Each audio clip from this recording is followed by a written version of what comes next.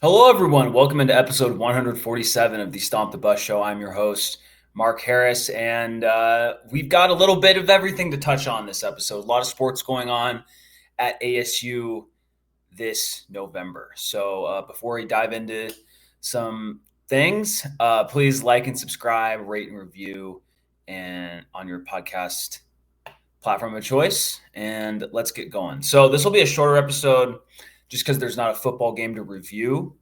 I do have one kind of non-specific game thought that's kind of percolating in my mind. I'll get to that in probably like 10 minutes. But first, definitely got to preview this game against West Virginia on Saturday morning, which don't really like that it's an 11 a.m. kickoff. I won't lie, but at least our fan base has had enough time to plan and understand the logistics of getting to a game literally in the morning. So, that should be an interesting environment. I don't think it will rain. It looked like rain was going to be present during the game, but it looks like it'll be later in the day. So that's good. I don't know if that would benefit ASU or West Virginia. So we'll see. I do think, I'll be honest, I was a little bit surprised when it came out that ASU was roughly a 10, 11 point favorite. ASU's 10.5 on ESPN. And that's, in line with the other, major sports books. So the betting markets are telling us that ASU is a significant favorite in this game. So that's something to keep in mind when thinking about this game. I also think it's important to understand that West Virginia enters this game having won its last two games. And in fact, the loss it had before its two-game winning streak was a 23-17 loss to TCU. And TCU's, a pretty good team, not a great team, but a pretty good team. So this is not the West Virginia team that we have seen earlier in the year. They're 4-6. Tough final stretch for them, ASU, and then hosting Texas Tech.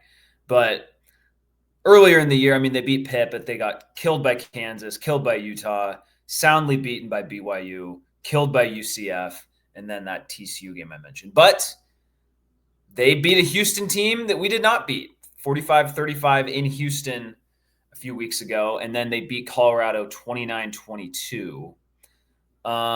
This was kind of the game. I was hoping that West Virginia – I didn't want to face a West Virginia team that, I don't know. I guess I don't know how this game against Colorado would have factored in, but I kind of like that they've won two games in a row, just in the sense that, it's tough to win three games in a row in conference play, especially if you're a team like West Virginia that just – I don't want to – they're definitely capable of winning this game. They beat Houston. And Houston, look, Houston's a shaky 8-2 team, but they're 8-2. But this West Virginia team is just not as good as ASU. And I don't even mean that in a disrespectful sense. But when you're an 11-point home underdog to an ASU team that has Jeff Sims at quarterback and without Jordan Tyson too, that spells it out as clear as day that these teams just aren't on the same level from a roster perspective. And I think the fact that West Virginia had to, I don't want to say claw out a win over Colorado, but, they were never, solidly way ahead of Colorado. And in fact, Colorado made it a 3-point game early in the fourth quarter. I think this is just kind of a team. They're probably just going to finish 4-8 in all likelihood. I think Rich Rod is building something, right? For them to beat Pitt, obviously earlier in the year, and this Pitt team is really good. That's still a statement.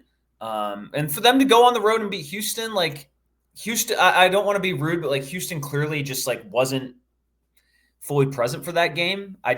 They probably wouldn't have lost that game otherwise.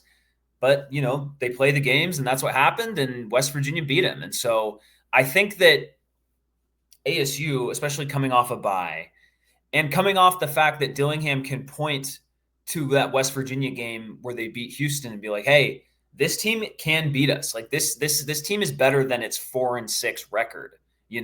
This team is not the team from whatever a month and a half ago when they're getting destroyed by Utah and BYU and UCF. This is a better team than that." And so the fact that they've won 2 in a row and the fact that they beat a Houston team that beat ASU should show that like this is a capable team, but it's also a team that ASU is just simply better than, and you look, I mean, their defense has been pretty, even in Houston, 35 points, 22 to Colorado, giving up 23 to TCU is impressive, but then 45, 38, 48, 41. And, then non-conference a little different, but they're 2-5 in the Big 12. I think their quarterback, Scotty Fox, who has entered into their lineup. Let's go with his game logs. He's a freshman. He started for them the last 3 games. He's thrown 4 interceptions this season, but 2 were against, so whatever. But 2 were last week against Colorado. He's a running court. He's got 10 rushes, 65 yards against Houston, 2 touchdowns, 58 yards on the ground against Colorado. He's definitely given their offense a little bit more oomph. And I mean, they've won 2 out of 3 games with him where he's been, the main guy. So that's definitely something to watch out for. But I just think that this ASU team, especially when you're getting back Prince Dorba and Romney, not getting back Xavier Alford for the year, which is really unfortunate, and it sucks that that's happened to him this year. I don't know what that'll mean for his like eligibility and all that, but he won't be present for ASU. Obviously, Jordan Tyson will come back the following week at Colorado, but he won't play for this game as he's ailing from his hamstring injury. But I mean, I think this ASU team kind of figured out what the plan of attack is with Jeff Sims, obviously, in their win against Iowa State 2 weeks ago. And they shouldn't run it as many times as they did against Iowa State, but that should be kind of the main plan of attack. It should be Rayleigh Brown, Jeff Sims, find Jalen Moss on a play action shot, find Shimon Mateer down the seam, and that's kind of your bread and butter for this game. I don't think the offense I think the offense, if they can get to 28 points, I think that'll probably do the job against West Virginia. I just don't see – I think this defense has shown, again, outside of one game at Utah, they're just a competent unit, and I don't know how a guy like Scotty Fox, who – let's look at him in just the recent games. Let's not worry about the season-long stats. Against Colorado, 17 of 28, 1 touchdown, 2 picks. He has some rushing yards, so he's a dual threat guy, but that's not super threatening.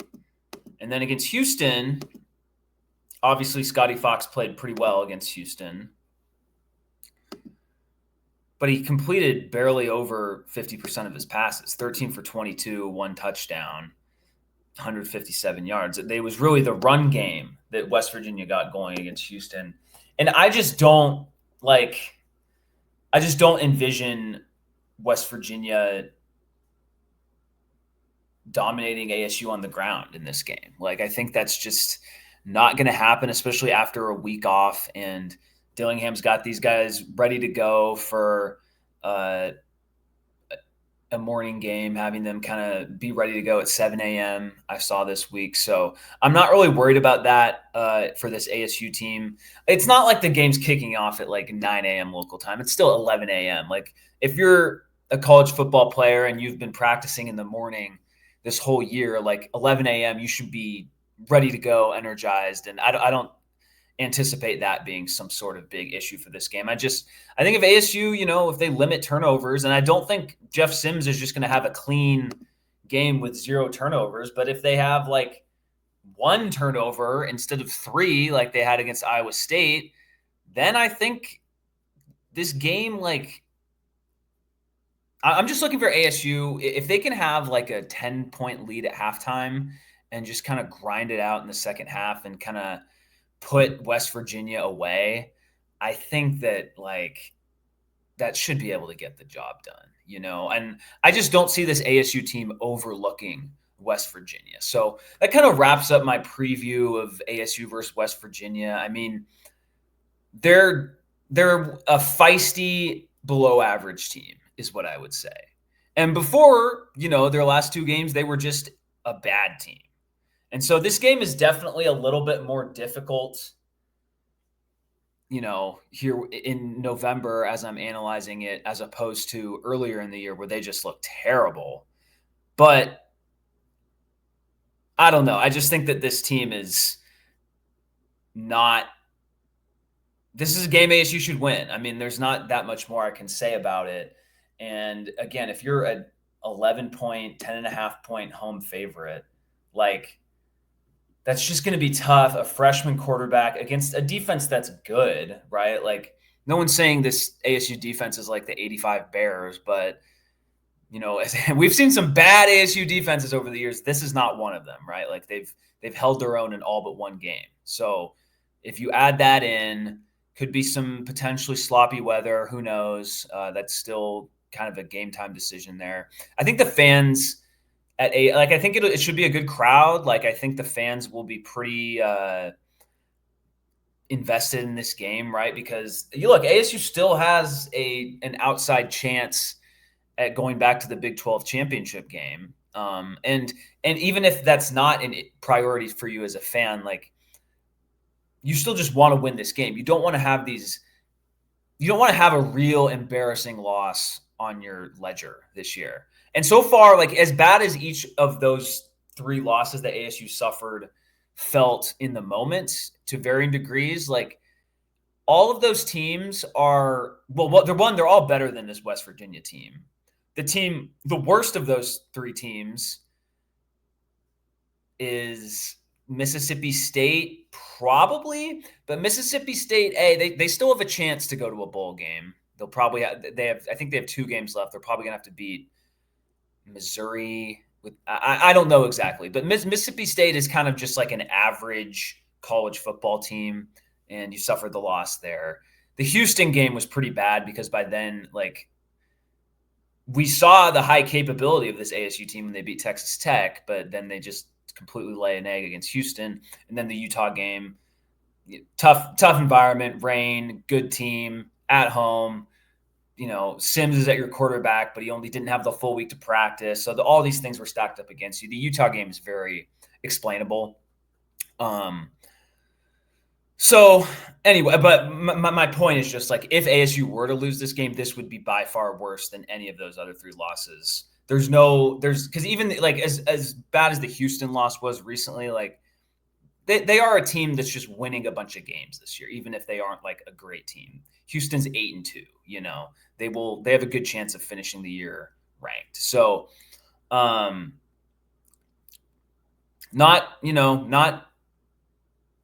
some sort of gimme or guarantee or anything like that, but it would be a massive disappointment if ASU lost this game. Like, no matter what you think of like expectations and preseason, like, forget about all that for this individual game. Like, this would be a massive, massive disappointment. So I don't think it's going to happen. But I'm also not entering this game being like, oh man, like, we'll definitely win. We're so much better than West Virginia. I don't really think that, but I also think the line of, being a 10.5-point favorite is very instructive as how you should look at this game as a fan. And so, maybe we should hope for no rain. Well, other than the fact that you're just having to be in the stands, but like, hope for no rain because Jeff Sims might be a little bit more prone to fumble if there's some rain. So that is something to watch for as well. So I kind of want some rain just for the novelty effect of like having a rain game at Sun Devil Stadium, but I'd rather not because I have to be in the stands. So, and it's looking like that'll be later in the day anyway. I mentioned some, obviously the fact that like, you know what? I'll pull up. Here we go. I mentioned the fact that like ASU winning this game keeps them in the Big 12 championship race. I guess I'm going to kind of go on a little spiel here about expectations at this point in the season and as it relates to the Big 12 championship race. So entering play this weekend, ASU is 6th in the Big 12 at 4-2 overall. They trail Houston and Utah in terms of the 2 lost teams, which makes sense because ASU lost to those teams. And then Cincinnati and BYU are both at 5-1. Texas Tech is at 6-1. So why am I bringing this up? I've seen some fans and definitely some media members that are kind of saying like, oh, like here are some scenarios that ASU could still win the Big 12 and all this. And to me, like, I think based on everything we've seen this year and factoring in the fact that it's a Jeff Sims led team right now, I think I'm not worried about making the Big 12 championship game. You know, now that's not to say I still really want this team to go 9-3, right? And if they do go 9-3, then there's a chance if tiebreakers go a certain way and all that, and Utah and Houston drop another game, and sure, like there's a chance that ASU could make the championship game at 9-3. But my point is, that's not my motivation as a fan for the rest of this season is worried about, oh, could we get back to Arlington? Could we get back to the championship game? I don't care about that right now for a few reasons. One, like it's just there's too many moving parts to really expect that and hold out hope for that. And secondly, and this is a little bit less of a concrete reason, like I don't want to watch an ASU Jeff Sims offense go up against that Texas Tech defense in what will be a neutral location, right? It's not going to be a neutral crowd. It'll be dominated by Texas Tech fans. I mean, half of their fan base lives in the Dallas area to begin with. So there's that. You're facing a team that you already beat, and they have a loaded defense. By some metrics, the best defense in the country, top 5 at worst, potentially 2 first-round draft picks just on their defensive line alone. Jacob Rodriguez is a fantastic linebacker. And it would already be tough enough if you were going up against it with healthy Sam Levitt and fully healthy Jordan Tyson, but that's not going to be the case. Levitt will not play in this game no matter what. So you're going to be a one-dimensional offense facing the best rushing defense in the country with Jeff Sims as your quarterback. Like that's just being realistic. Like that could be a very unpleasant experience for an ASU fan or ASU as a team watching that game. Now, with that said, if it plays out that,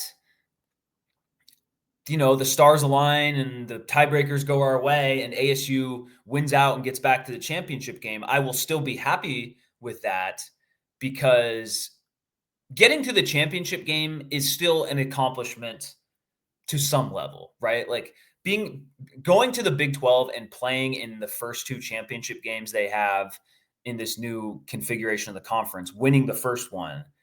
I mean, that would be pretty cool. Like that would be a cool thing to brag about. And you always want to give yourself the chance, right? You want to give yourself the chance to make it back to the playoff. I think it would be very difficult to envision that with Jeff Sims. So it's kind of those things wrapped up. But the biggest portion is just like there's so many, it's just so unlikely anyway, right? ASU has to win the next 3 games. I think ASU will win its next 3 games, but I'll tell you this much, I don't feel that comfortable about it. I'm not banging the table about it. Like this ASU team has been such a roller coaster. It's hard to really kind of get a grasp on what this team is. You know, I mean, when you have the last four. Let's just look at the last four games. You're at Utah. You get destroyed. Okay. Yes, you had Jeff Sims as quarterback, but the whole team, total meltdown. You get absolutely destroyed. You come back, you beat a Texas Tech team that was better than any team that ASU beat last year. Okay. And you beat them. You were up 19-7 at one point in the fourth quarter. You allow them to come back, and then you drive down the field in the best moment of the season so far, with obviously Levitt connecting to Tyson on that huge play. And then the week after that, you lay a huge egg against Houston. You're down 24-0 at one point. You storm back. Levitt gets injured, out for the year, and you lose that game to a Houston team that has a good record, but I think we've seen enough evidence that like their record is better than they actually are. Credit to Houston for being that team, but that's just how I feel. And then you go on the road and you beat Iowa State with your backup quarterback, in spite of having 3 turnovers too. And you kind of dominated that game on the ground. So you just like, it's hard to really get a read on this team. So that's why I'm not like, oh, like we're definitely making it back to the Big 12 championship game. I just think as if from a fan's perspective, I think that really just does you no good. If we're having these conversations, we win the next 2 games and there's some carnage elsewhere in the league, I think that's kind of a good time to talk about it. Like after we've, potentially, who knows if we'll beat Colorado. Like at Colorado is a tough place for ASU to play historically. But like if we're entering the final week of the regular season and ASU is sitting at 8-3, and it's like, okay, we need these 2 things to happen and then we can get in. Okay, fine. Like that's a good time to talk about potentially going to the conference championship game. I just think the conversation about it, it's way too premature. It's just way too premature. And by the way, like if ASU goes 9-3, which would include beating these next 2 teams and beating a pretty competent Arizona team in Tempe, that would be a success. Okay. Because if you go 9-3, this ASU team with the win over Texas Tech, especially, they will be in the top 25 of the college football playoff rankings. They will be in the top 25. That is an accomplishment in and of itself at ASU. I know there might be some fans that don't like to hear that, and some fans that say, oh, you're lowering expectations. No, I'm just reflecting reality. Okay. Going 9-3 at ASU is good. Sure, there was some bad moments in there. I'm not going to deny that. But ultimately, if you tell me before the year, Sam Levitt's going to miss like the last 5 games of the year, like 4 games of the year, miss another game in there, and you're going to go 9-3. Like that's good. That's good. 9-3 would be very good. And if you go 9-3, you don't make the championship game, you could end up going to the Alamo Bowl or Holiday Bowl, potentially the Pop-Tarts Bowl. And in all of those cases, you'll likely be playing another ranked team. And so if it winds up being you finish 9-3, you go to the best bowl games that aren't playoffs, right? You go to one of those and you have a chance to beat a ranked team to get that 10th win of the year. Let's say you do beat that, a ranked, let's say like Louisville or Virginia or someone from the ACC, whatever, whomever it is, you beat them to go to 10-3 overall. Like that's a good year, man. I know that we all want to make the playoff, and I get it. And in some ways it's a little bit disappointing, but man, if Magic Genie came out of the bottle and said, hey, there's no chance you're going to the Big 12 championship game, but you finished the regular season 3-0 and you beat a ranked opponent in the Alamo Bowl or the Pop-Tarts Bowl or whatever, I would take that right now. That would be a great season, and it would really continue the momentum that's existed right now with this ASU program. So my final kind of parting thought on this is just like, don't get too wrapped up in the Big 12 tiebreaker scenarios, getting back there. Like, to me, like, I think that's something that you shouldn't be worrying about right now. It's just unnecessary stress to your fandom experience for an ASU team that plays stressful games. Okay. Dillingham, sometimes it feels like he's allergic to winning games comfortably, as evidenced by not kicking that field goal at Iowa State, which I'm still annoyed about, but whatever. Hopefully when we go for it this time, it pays off. But anyway, I just there's no reason to worry about the conference championship stuff right now. 2 weeks from now, maybe, but right now, no. All right, that's enough football. Wanted to touch on women's basketball real quick. They're looking pretty good. I mean, 2 wins, Coppin State and Eastern Washington. You're at San Diego on the 13th tomorrow, and then at Santa Clara on Sunday. It would be great if ASU women's basketball just wins those games, continues to beat these teams by double digits, and just keeps the momentum rolling in the Molly Miller era. So good start there. ASU women's volleyball, they have a huge weekend. They host U of A, and then they host number 22 Colorado. ASU women is ranked number 8. ASU volleyball is ranked number 8 in the country. So if you're interested in watching some just high level athletics, like go down and watch JJ Van Neal's squad play. He's, as much as we love Dilly, like Van Neal is the best coach at ASU right now. I don't think that's a controversial statement relative to his sport, obviously, or her sport. And hopefully Molly Miller can get there, and maybe Willie Bloomquist can ascend to that as well. But right now it's Van Neal. So sorry, Dilly. So quick tangent on Dilly. I think we can officially not worry about any sort of coaching rumors with him. I know I kind of rang that alarm a little bit on previous shows. I think there's been enough that's come out now. There's a Adam Gorney article talking about how he's telling recruits he wants to stay here and activate the Valley. And so when you have that coming out, when you have him going on David Pollock's show talking about how, my sister lives right next to me. My parents live 3 houses down. I like it here. All this, all of the contextual, tangential evidence that we have indicates that he is not looking to bolt right now. Adding on to the fact that he told his players in meeting rooms prior to the Iowa State game saying, hey, I'm going to be here next year, so there's no reason to worry about all this. I'm going to be here next year. So when you have all of these things stacking up, there's no reason for us to rationally be fearful of him leaving this offseason.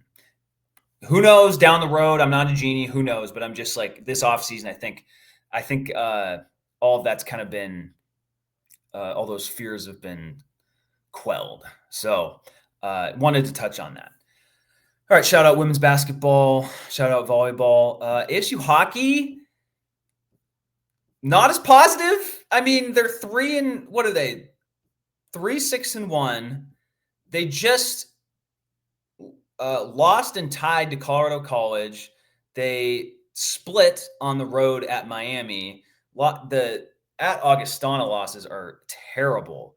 And now you're at number 6 North Dakota this weekend. I mean, that's difficult. And I mean, they gotta get better. They can't dig themselves such a big hole like they did last year. It's I know they want to schedule difficult, but I mean, there's a very realistic likelihood that they could leave this weekend at 3-8-1 after 2 losses at North Dakota. Both of those games will be on Fox 10, so that's pretty cool. You can watch the game at 6:07 p.m. on Fox 10 on Friday, and then 5:07 p.m.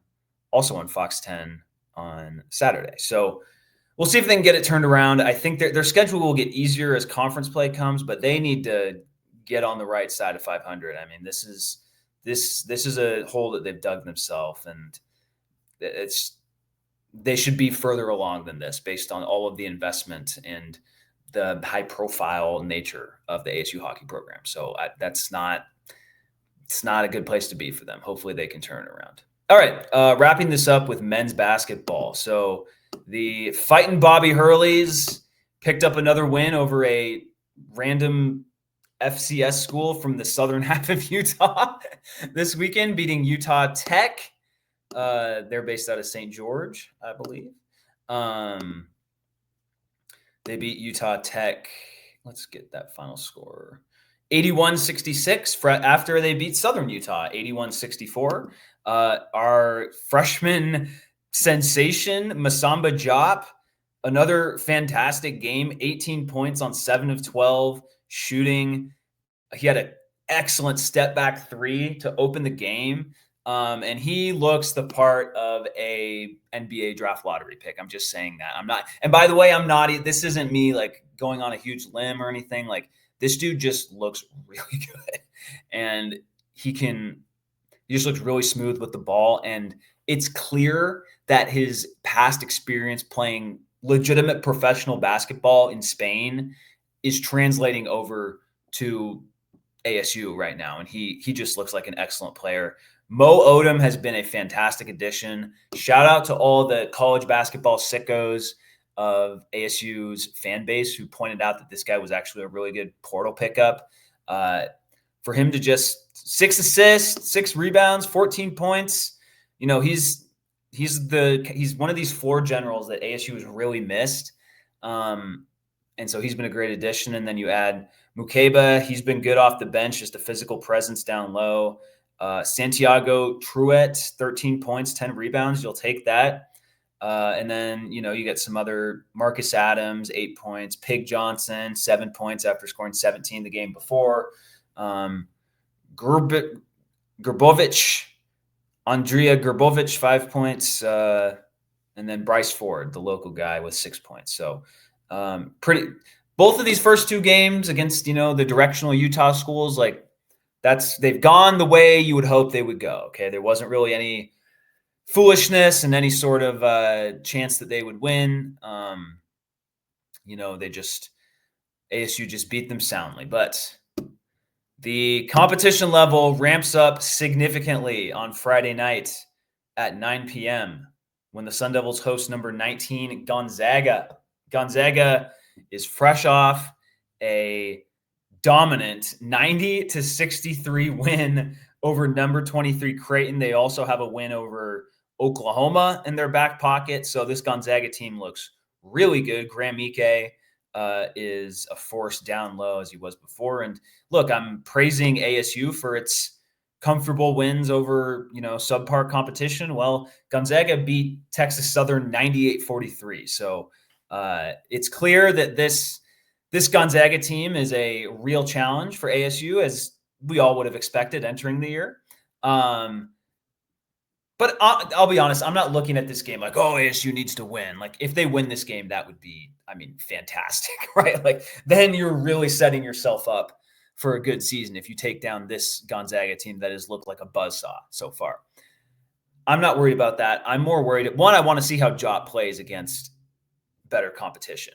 Gonzaga is going to focus on him for sure. And to a lesser extent, how all these other players fare against a really good team like Gonzaga. Now, this will be in Tempe. I think it'll be a pretty good crowd. I think like the general sense among the ASU fans from what I've seen is like, oh, this basketball team is pretty good. And from the eye test, they just look a lot more cohesive and a lot more smooth than even previous ASU basketball teams that have had some hype. So, especially last year. So, I think that there shouldn't be an issue with the crowd. And I think there's been enough buzz about this guy Masamba Jop that his presence alone might get people to go and watch a game. So I would just want to see how Jop fares against a Gonzaga team. What does his efficiency look like? What does he look like defensively? Is he still shooting threes? Is he kind of rim running like he was before? So, I think this ASU team does have more time to prepare. I don't know how much that really matters in, a regular season college basketball game, but it's some marginal advantage playing at home. And so, I haven't seen any lines on this game. I think that'll be pretty instructive of kind of what we should expect. But I'll say this. I don't think I'm going to go to the game, but I'm very annoyed that this game is on ESPN because I have YouTube TV, and now I'll have to figure out what I'm going to do to watch this game now, because I am definitely interested in this ASU men's basketball team much more than I expected I would be, because they've just been they've just looked a lot better than we expect, and they have a player who has a really high future in basketball. And like, I don't think I'm being hyperbolic by saying that he's a future lottery pick this year. Like, and again, I'm not being a homer saying this. Like, there's tons of neutral basketball observers have noted a similar thing. So it should be a fun environment. I think the fact that I'm even having this conversation about ASU men's basketball right now, when again, going into the year, the expectations were 100 feet underground. Like, there was zero expectations. It was basically like, oh, we're just keeping Bobby Hurley for another year because so much of our money is tied up in football, and so we're just going to let Bobby Hurley walk into the final year of his contract with no extension.